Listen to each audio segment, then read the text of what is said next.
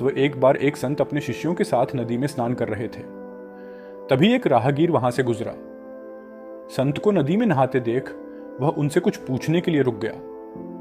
राहगीर ने संत से पूछा, महात्मन, एक बात बताइए कि यहां रहने वाले लोग कैसे हैं? मैं अभी अभी इस जगह पर आया हूं और नया होने के कारण मुझे इस स्थान की कोई विशेष जानकारी नहीं है।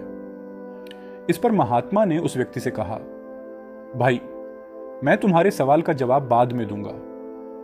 पहले तुम मुझे यह बताओ कि तुम जिस जगह से आए हो वहां के लोग कैसे हैं?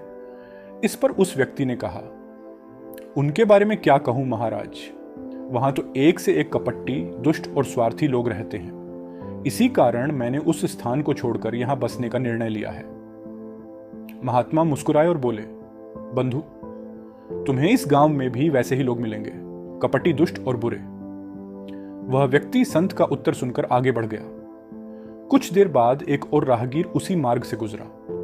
वह महात्मा को प्रणाम करके बोला, महात्मा जी, मैं इस गांव में नया हूं और परदेश से आया हूं। मैं इस ग्राम में बसने की इच्छा रखता हूं, लेकिन मुझे यहां की विशेष जानकारी नहीं है। कृपया बताइए कि यह जगह कैसी है और यहां के लोग कैसे हैं? महात्मा ने फिर वही प्रश्न किया।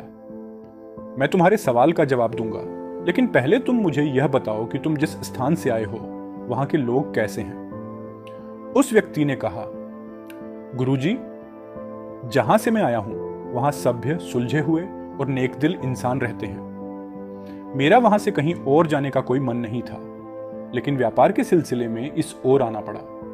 यहां की आबोहवा भी मुझे अच्छी लगी, इसलिए मैंने आपसे यह प्रश्न पूछा।